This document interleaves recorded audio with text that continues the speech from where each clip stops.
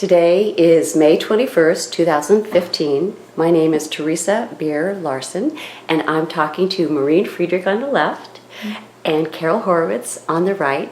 And our conversation today is about the Ames Children's Theater. Carole, if you would first tell me how long it's been going on in Ames, Iowa.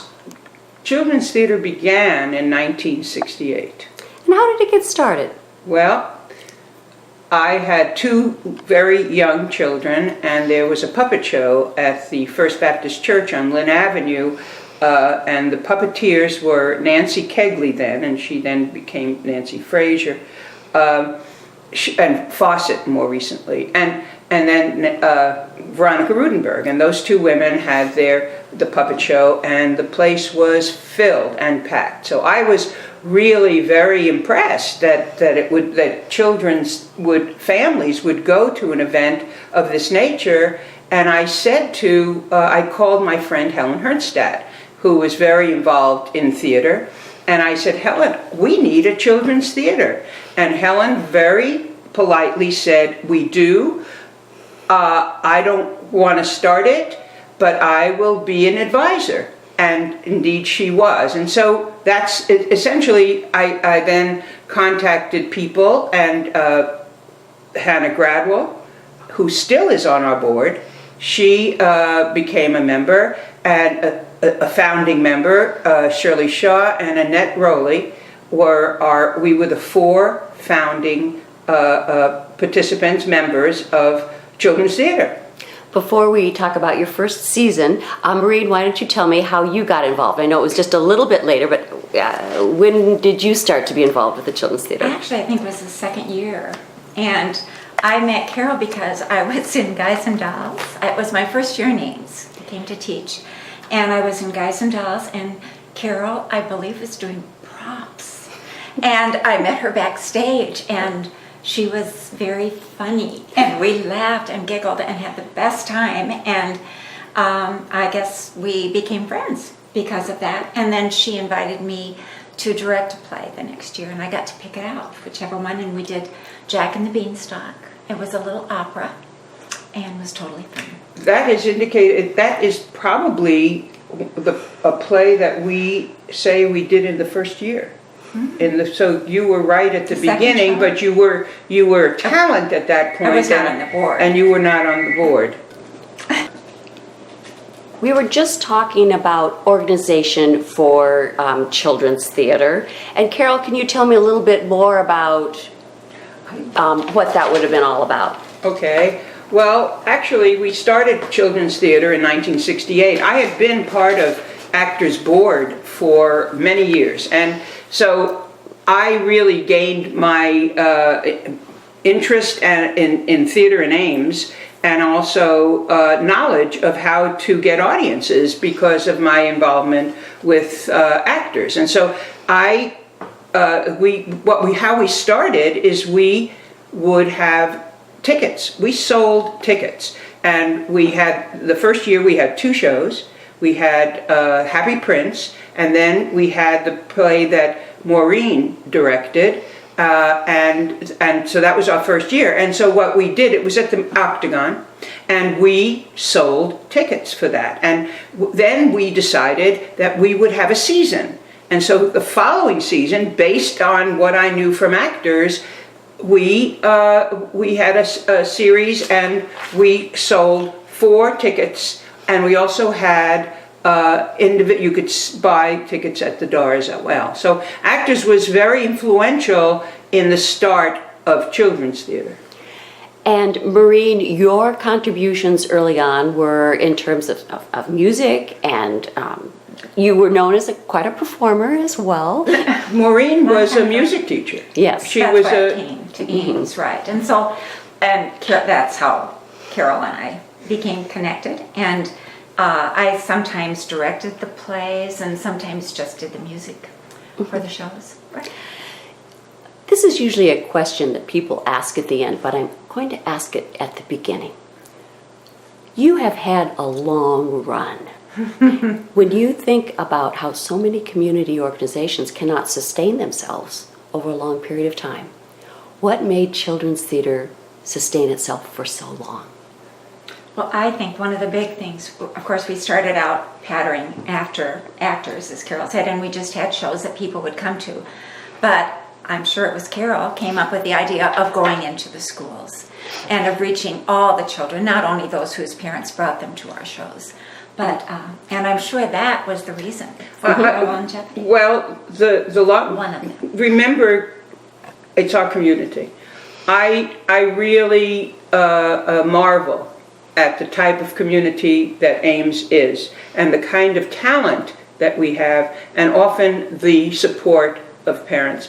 You know, things happen that are kind of amusing, and we corner people, as we did the young Maureen Friedrich in 1968, and got her to do this wonderful experience of Jack and the Beanstalk.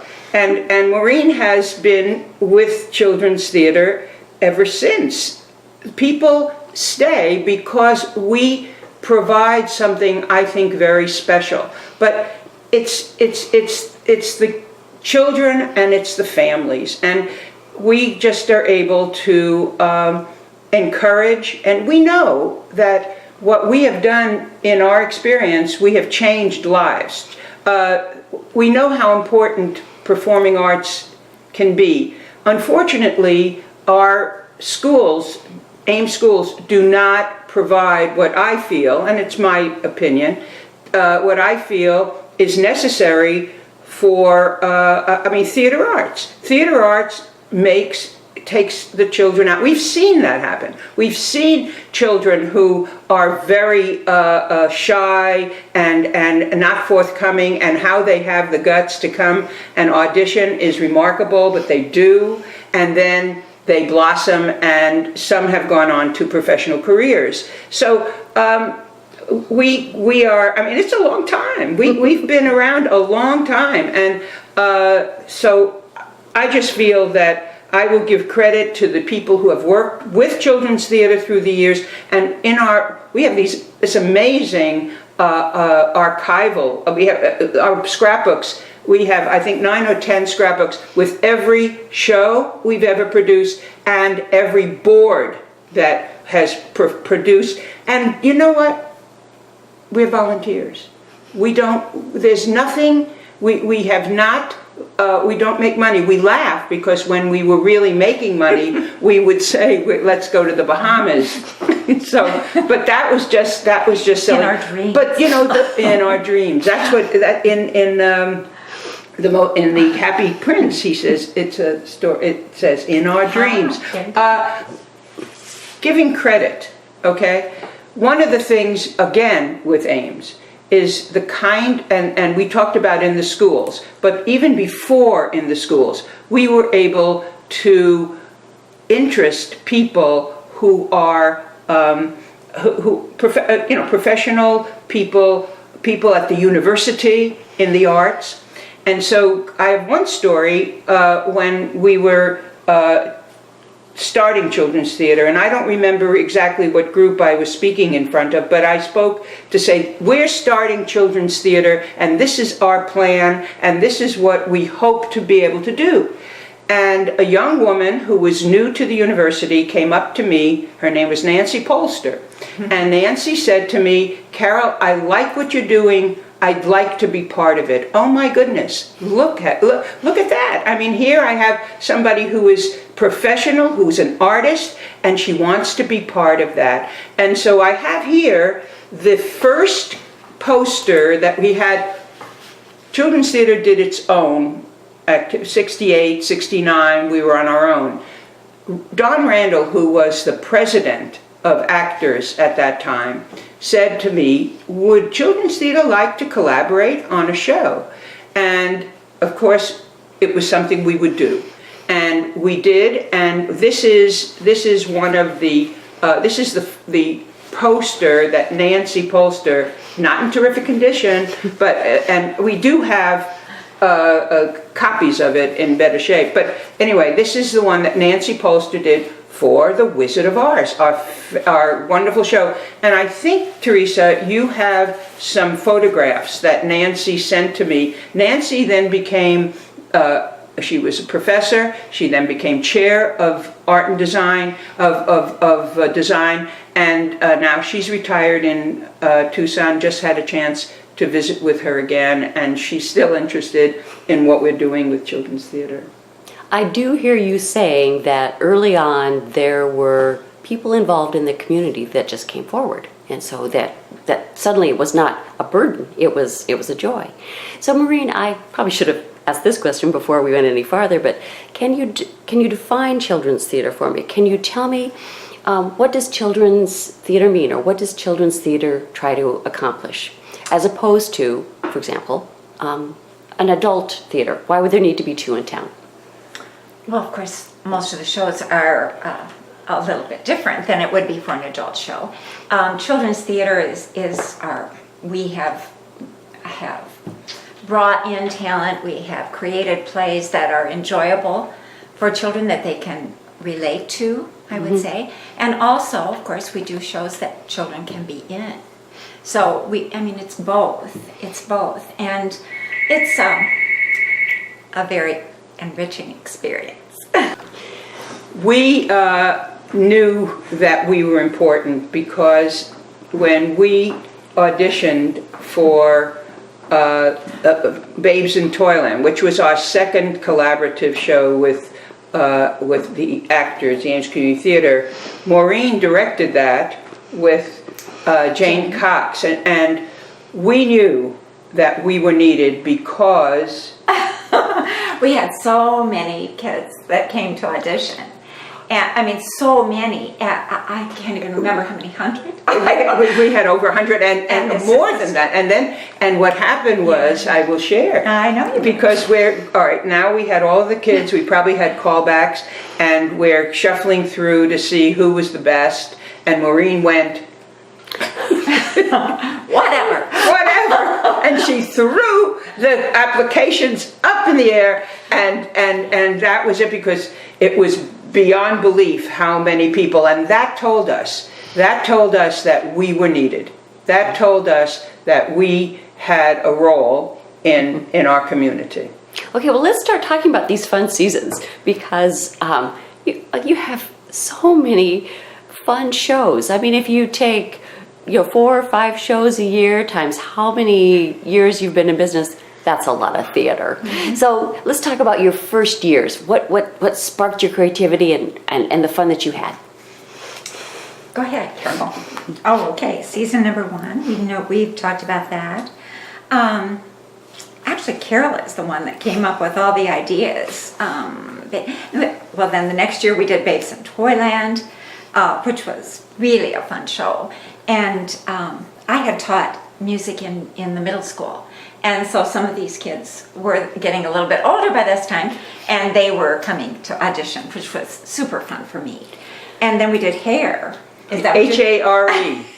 H-A-R-E, and bless and the memory of Nancy Kegley Fawcett, because she came up with that. And in fact, I think that's the show that our associate superintendent, I think that Mandy Ross was in that show. I think she was in that show. And it was at the Octagon, and it was all very creative and very fun and not super polished or sophisticated, but it was just a joy for us to watch and see what Nancy created. I am an entrepreneur. I am not necessarily, I'm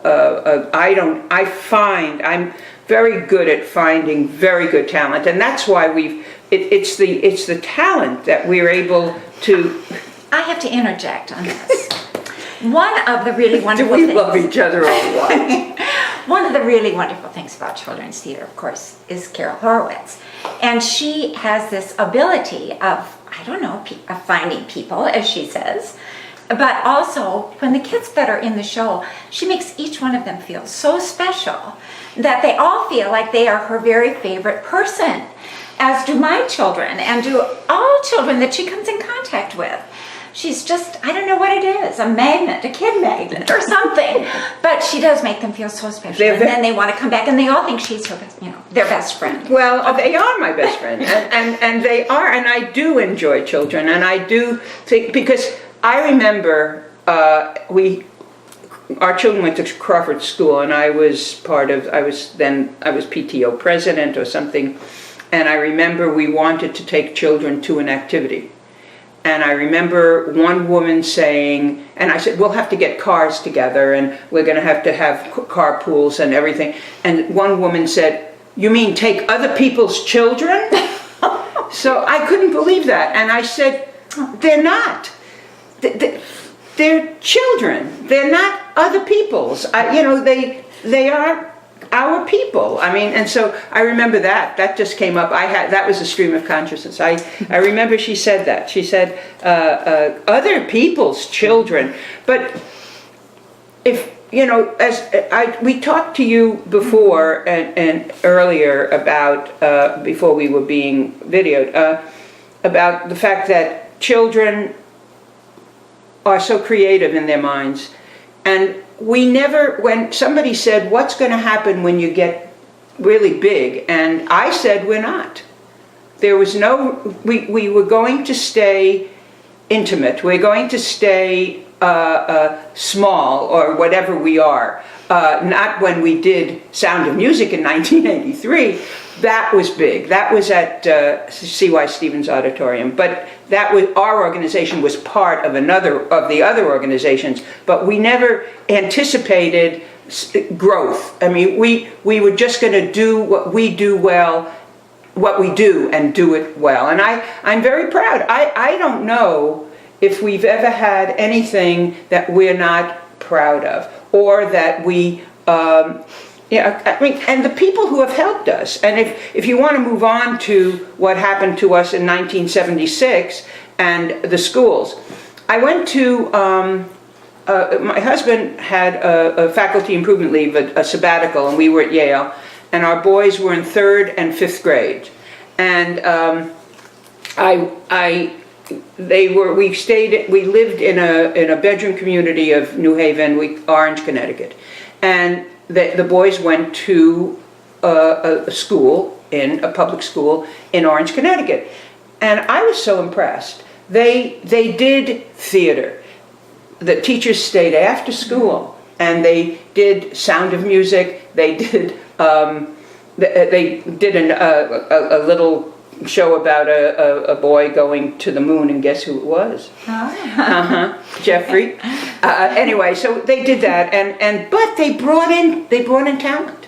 They brought in, I don't remember how many, but they brought in presentations for the student body. I remember when I was in grade school, I went to a K-8, and I can remember maybe 2 times in the entire 8 years that I was in that school that they brought in. I remember they'd had a puppet show of Treasure Island, and I remember that. We had an assembly show because my whole school was teeny tiny. We were in one building, but we had an assembly program each year that the whole school came to. 12 through. And they brought it in? Oh yes, and it was Al Bell. Do you remember that name? Oh my gosh, he was fun. He had traveled all over, and he would come in. He'd been in Africa, or he'd been somewhere, and he'd bring on masks, and he was just delightful. So just one year, and in 8 years, I remember 2.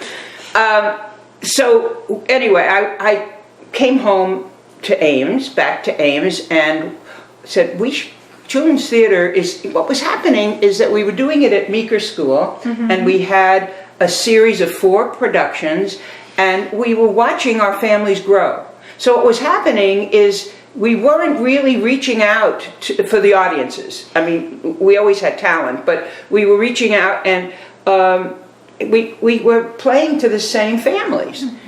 And I thought, and Maureen thought, and the others on our board thought that we were doing what we were bringing in was really very worthy of all children to see.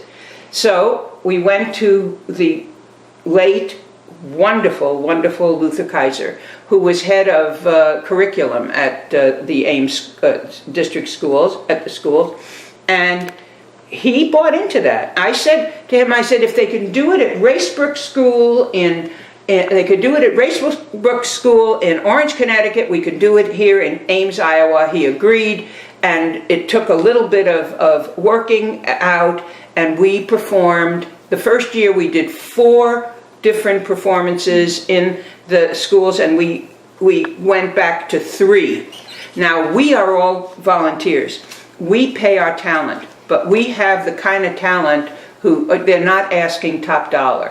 I mean, we offer them a sum of money, they're happy, and we make ends meet. Our production costs it always came from ticket sales. So ticket sales helped us generate the activities that we had.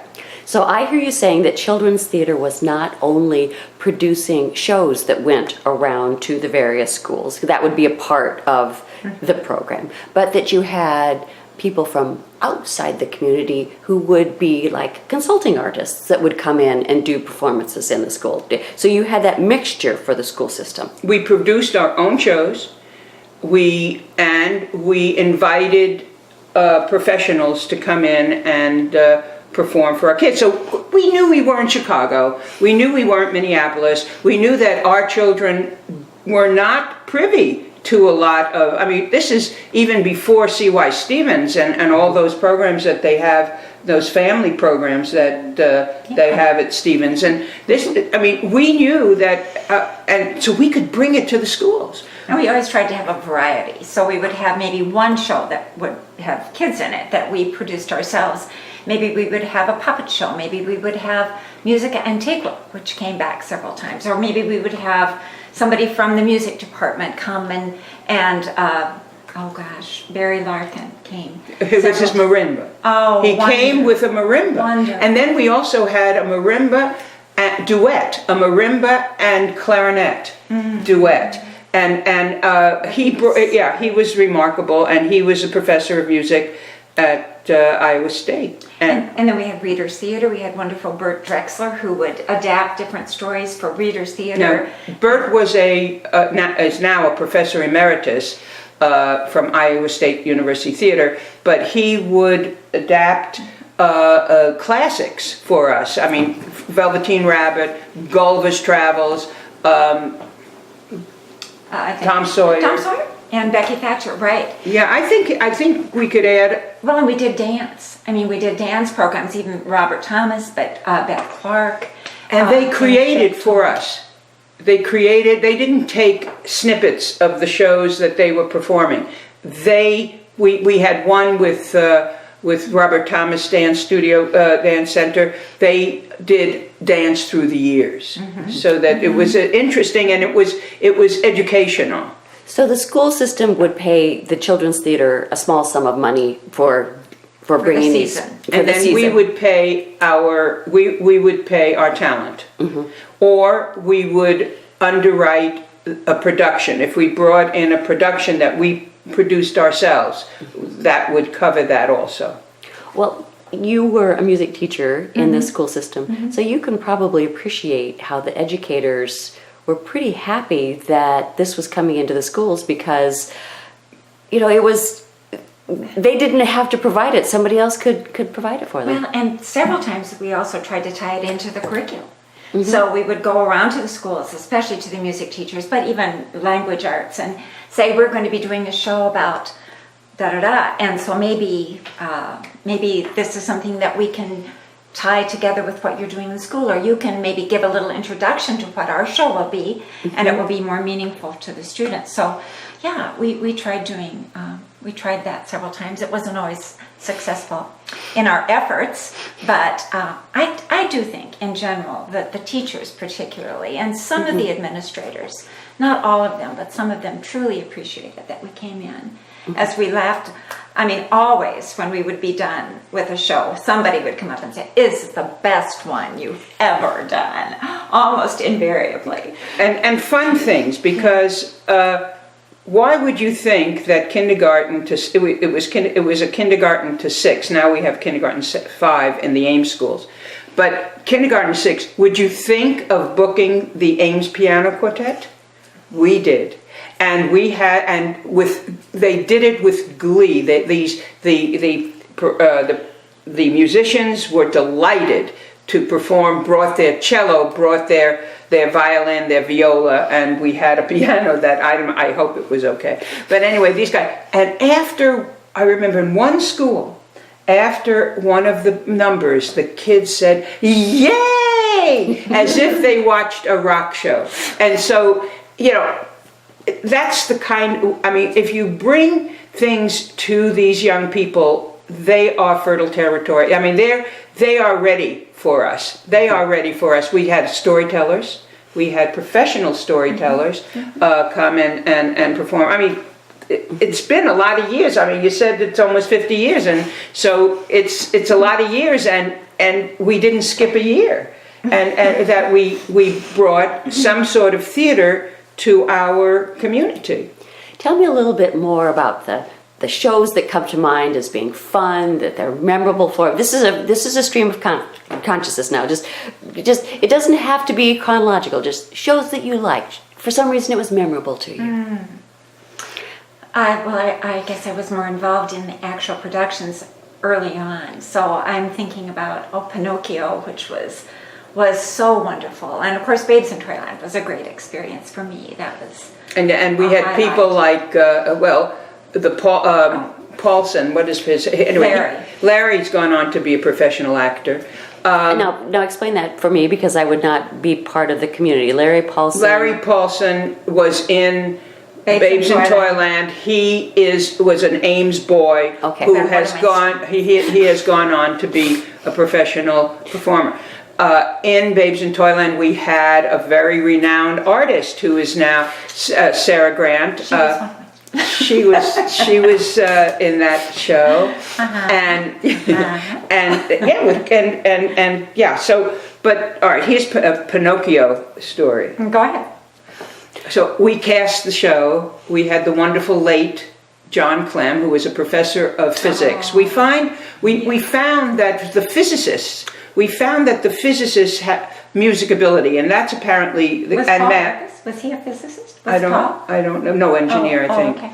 But so we had and Nancy. We mentioned Nancy because she's Nancy Kegley Fawcett. We mentioned her because she was invaluable through the years, and she was going to be Pinocchio. And Nancy, they had adopted a child because the Kegleys, because there was a problem for her to conceive. Well, what do you know? She became pregnant. And so we had a pregnant Pinocchio on stage. But you didn't know it. No, we can't. She was wonderful. She was wonderful. So we had Nancy, a pregnant Pinocchio. I guess one of the most spectacular experiences for me was Sound of Music. Yeah, that was your... We did Sound of Music in 1983. We auditioned the show in August and had the show, in June, and had a whole summer to keep our fingers crossed that our boys didn't have their voices changed and didn't grow too tall. And the kids didn't grow too tall. So we were trying to give them stifling medicine to stifle their growth and their sound, because we were worried. Yeah. So we cast the show, but the story is, and this is, again, you asked about why Ames. It's the collaboration. It's the working together. I met the then professor in charge of theater, David Hervella, and I don't know why we connected and how we connected, but we talked about collaborating.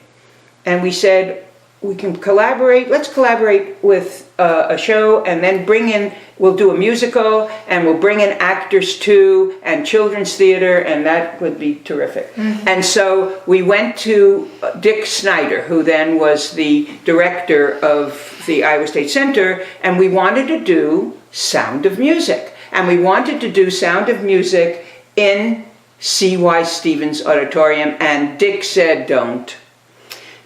He said, Visha, the annual wonderful musical that Iowa State did, he said, they're not making money. So David and I didn't care. And we knew that we could do something very special. And so we got the music, and it's the collaboration. And through the whole, I mean, even now, we're still doing children's theater with others. So we got the show together, and we cast it in, do you want to talk about the casting? Because you were in it.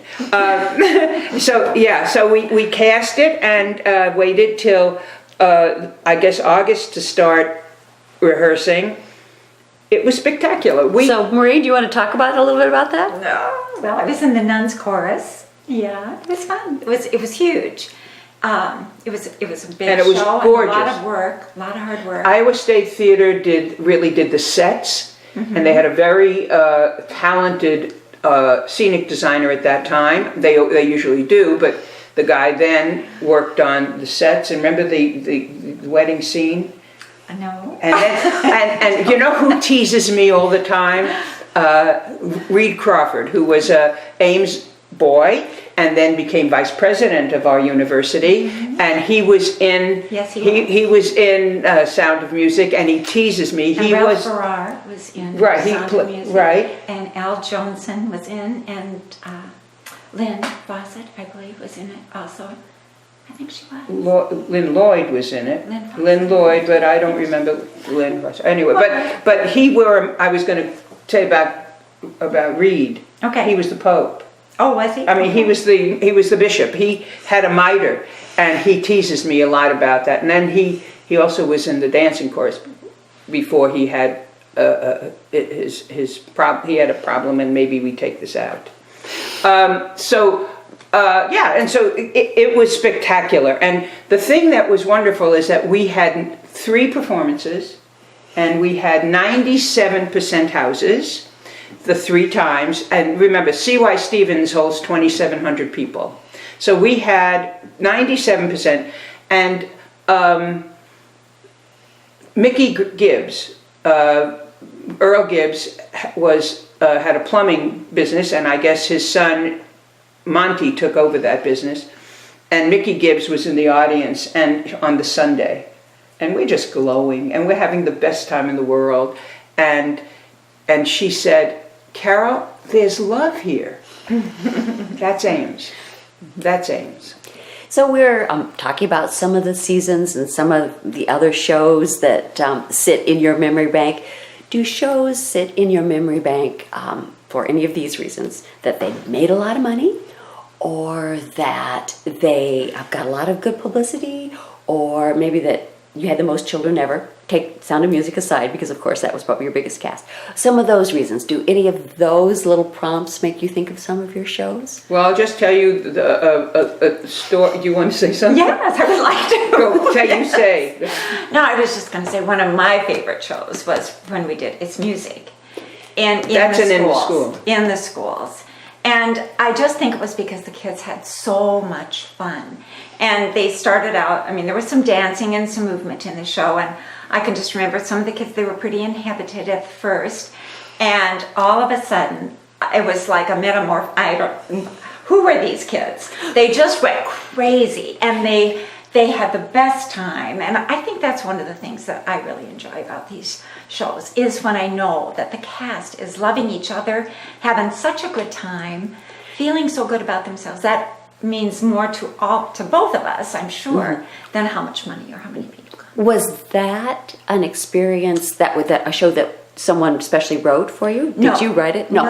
Okay. I found it, and it was the history of American music. Okay. And, yeah, I just found it. It was celebrating independence, wasn't it? About the time of in the 70s, yeah. It was maybe 75, 76, and so we were doing it. We wanted something to celebrate America. Okay. We did. That's why we did that. So those series of questions, I saw that there was a sparkle in your eye. Yeah, you did. I was going to talk about the audition process, and I was going to talk about how young people come and audition, and sometimes they don't make it.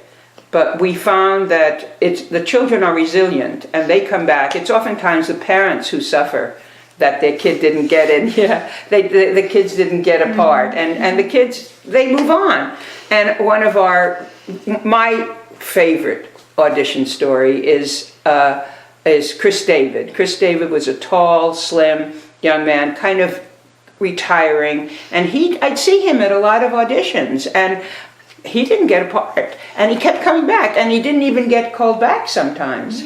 So we were doing Tom Sawyer, and this isn't the Tom, we mentioned Tom Sawyer as a Reader's Theater. This was a full-fledged production of, and we had the Crooks, Jim and Diane Crook were wonderful, and I don't remember how we discovered them and why. Well, they did Guys and Dolls. Correct, but again with actors. But anyway, they're very talented people, and I don't remember their connection, maybe university connection, but they were. These are the people that make it happen. Okay, so Chris David was invited back to all callbacks. Chris David was Tom Sawyer. Finally, he'd gotten a part. He got a part. After all these tries.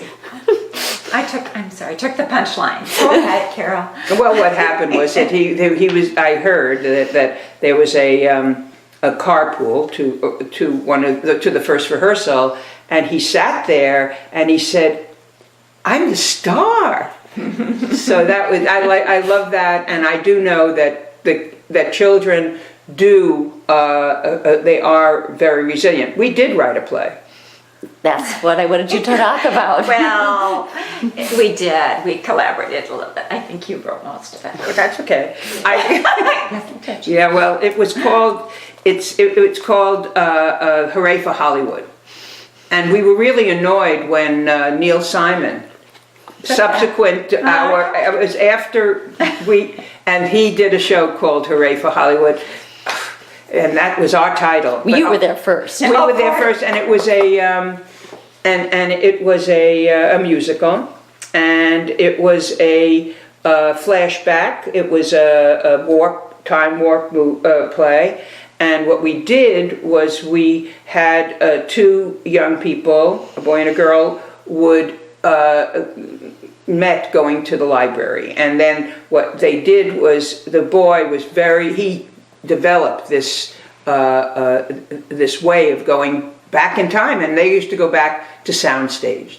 They went to soundstage of movie productions, and so we had Margaret Lloyd did our Shirley Temple because she was in the show, and the other day I got a call from Laurel Knox. Okay. And Laurel Knox, I didn't get to see her, but she called me and she wanted to see me. She is probably 47 years old now, but she was in that show and she danced. Oh, okay. And she did we did the 40s, we did cool things. We contacted, again, the resources in this community are there, and you just have to tap in and they're ready to work with you. And so we were able to find a film class. And the film class photographed our dancers dancing to 42nd Street, and then during the production we projected that onto the screen at the show. So anyway, so it doesn't go away. So I don't know. Laurel Knox lives in Las Vegas, I think now, but I didn't get to see her. She was in town, and she was in town. So yeah, I mean, it just doesn't go away. So it's not over yet. So it seems to me also that you're gonna have to forgive me for this, but since you mentioned film, the picture that's running through my head is Mickey Rooney and Judy Garland saying, I have a barn, I can get the costumes, I can do the show. Let's do a show. I'm kind of getting that sense of spontaneity. But what you have to know, and what people have to know, and I know you do, Teresa, because you have had experience in theater, what people don't understand, it doesn't just happen. Then tell me about that. What kind of hard work does children's theater involve? Maureen, I'll have you start because you were also a performer and you're director. How long it takes to do things. To rehearsal to show. It depends, of course, when we do the auditions. But, gosh, Carole, I haven't been that involved recently. But we go through the auditions. We usually have them 2 times so that we can, at least, so that we can get the maximum number of kids that would be available. And then, of course, the directors get together, talk about that night. Sometimes there are callbacks, sometimes not. And then they'll have a read-through. Now, sometimes we do it right before spring break. And so then we have to wait a little bit, and that kind of drags things out. But otherwise, I think production starts pretty soon. And it's usually, what, a month maybe? 6 weeks. We usually plan 6 weeks, 3 times a week. Tuesday, Thursday, and Sunday. And then the week of production is every day. That's a big time commitment. That's tech week, and it's a very big time commitment, and people don't understand. People think that you say, let's do a show. So it's Wednesday, and maybe we'll have it on Saturday. Well, and they also think, oh, gee, I've got dance lessons, I've got soccer, and they don't realize how important that last week is, because it's not just for them, but it's for the whole show. It's when one of the team members is missing. That's right, and what we teach these kids, these young ones, the ones we did with our Play with Words, one of our shows, and we ought to talk about that project and how we, but what we teach these kids, it's a team. It's just like soccer, it's just like baseball, it's just like football. You are a member of a team, and if you're the pitcher and you can't make it, everybody is you're going to let everyone down. Or you don't even have to be a pitcher, even a lesser role than pitcher. It's a team, and we had to explain that because in our last show, and I'm jumping, but in the last show that we did was, tell me what it was, Which one? Skip that. Your last show, keep going, that's all right. Keep going. Sue, what did she just direct? Bremertown Musicians. Okay, what happened in Bremertown Musicians? She's cutting that. All right, and the show we just finished producing is the Bremertown Musicians, and I got a call from a mother one morning saying her boy doesn't want to be in the play, and it was about 2 or 3 weeks. He was in 3-week rehearsal, we had another 3 weeks, and we'd go on, or maybe another 2 weeks. And I said, well, it's going to be a problem, because not only will it be a problem for us, but it's going to be a problem he's 11. It's going to be a problem for him, because this is a commitment that he made a commitment, and he's very good, and we just enjoy having him. And if he decides to pull out, and that happens, it's going to be something that will haunt him for the rest of his life, or he will feel he can do this again. It's not. Why don't we meet? Why don't you and I and the boy meet, and we'll make a decision? Well, what happened was we discovered. We were taking a snippet of the play, a short piece of Bremertown Musicians, into the schools. We were able to arrange that we could take one show this year into the Ames schools. That's what bothered him. He was a jock. He's a very sturdy young man, and he probably was on a lot of teams, and I think this is theater, but what it was. So they walked into the room with me, and I said to him, you don't want to tour. You don't want to tour this show. He said, no. I said, okay. Because from what I garnered from his mother, that was it. I was sure that was it. So, of course, I called the director, Sue Glass, and I said, he doesn't want to be in the show. But I think, because we were all very, upset. And he doesn't want to do that. So we said, you don't have to. So we were able to change cast and had someone else do that role. And because we had 14 kids in the show and only 8 were touring. So we had residuals. We had somebody who could have done this part. But and he learned, I hope, about team. He plays ball, but this is a team. This is people who rely on you. So, you know, what we do is I guess it prepares children for life.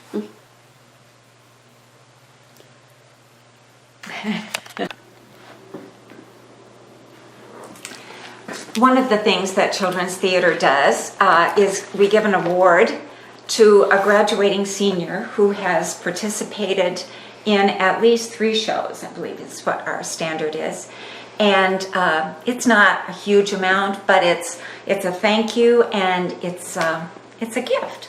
So we've given now, I don't, how many years have we been doing this? Sometimes there will be 3 or 4 kids, sometimes there won't be anybody. Last year there didn't happen to be anyone. But in 1988, one of the recipients anyway was Eric Fawcett.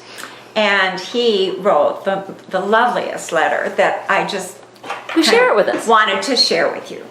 He said, "Thank you very much for the Children's Theater Award of Recognition. The time I spent involved in children's theater was an award in itself. It has provided me with priceless experiences and has shown me other possible directions my life could lead me. Your grant to me is very generous. Again, thank you very much for this honor. Please keep children's theater alive so that others can receive the same benefits I have. Sincerely." Eric is a professional musician. Yes. In Minnesota now. Yeah. That would keep a person going. Those are the things. These are the Yes. things. So we give annual awards if we have a recipient. We have somebody that has done at least 3, and we also even if you work behind the scenes, because there was a young man who was our lighting designer and ran the lights, and he was a recipient also. We also. It wasn't that popular.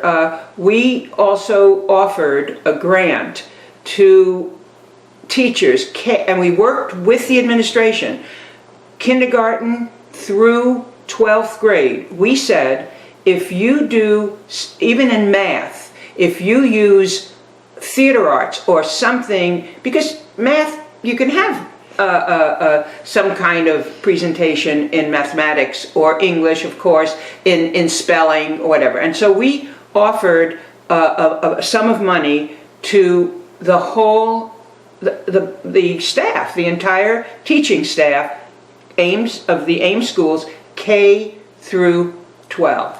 And we didn't get a lot of response, but we did, Sandy Koenig. Oh, right. 4 times then. 4 of them. So Cynthia Martin, who was teaching at Fellows School, she chose to do that, and she worked with they call them BD kids, but they're challenged. And so she worked with the challenged kids, and she did a presentation. And what was so special is there was no way that you knew that those children were challenged. And I think she did both. She had challenged children and mainstream kids. Okay, kids were. We did that, and then Teresa Green at Edwards School, she also accepted. And then I don't remember where Sandy was. Was Sandy at Northwood? Anyway, we had those only 4, and we offered it for many years. And of course, when it didn't get when it wasn't very popular, we didn't do it anymore because we are volunteers and we didn't use the money. We didn't pay ourselves. So the other thing that we did is one of our shows made a ton of money, we thought, and so we went to the library and the board decided we have all this money in the treasury and we don't need it. Who would be appropriate recipient of this money? And so we went to the library and we offered $5,000 and no strings attached. I mean, we weren't saying, well, you have to buy books about theater. You have to buy.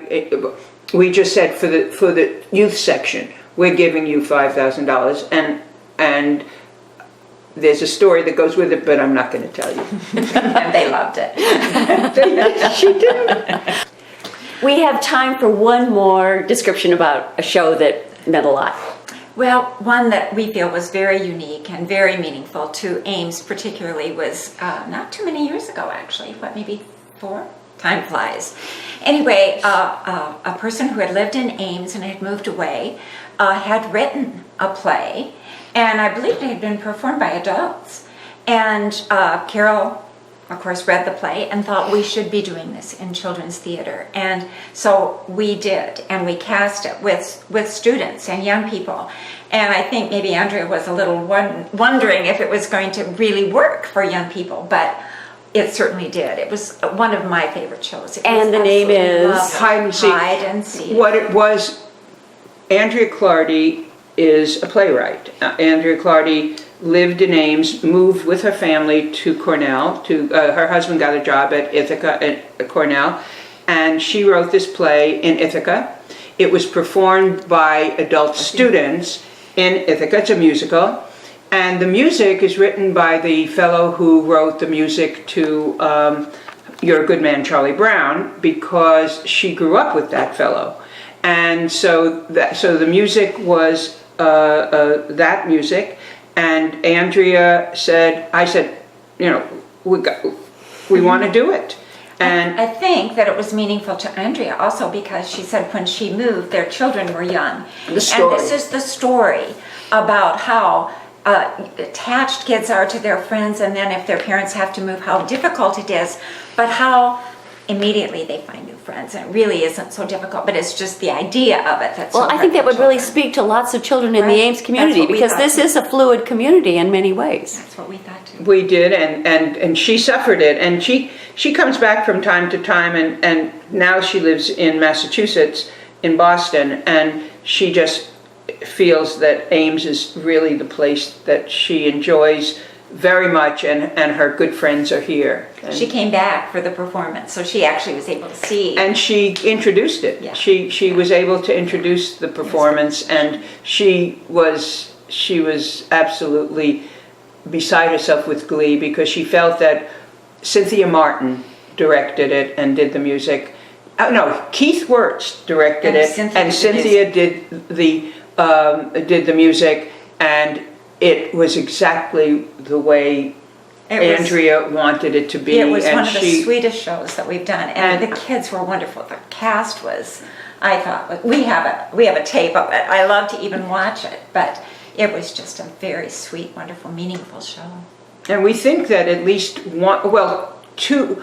one of Kelsey Dennis is now at Northwestern, and she's a very skilled singer, vocal person.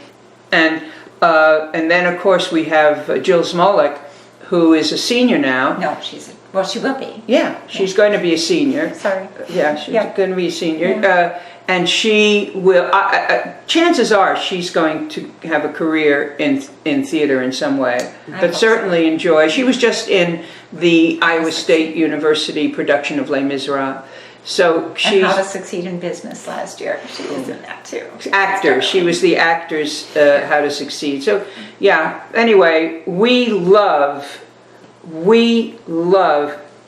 our cast, and we rarely have young people we don't enjoy. Rarely. I mean, we can think about one. Just one, right? I mean, really, it's one. One in almost 50 years, that's not bad. Right? I mean, it's been a joy, and it's kept us off the streets. Well, thank you for pausing in all of your activity to talk to me. Again, on the left, Maureen Thank you. Friedrich, Thank you. and on the right, Carole Horwitz.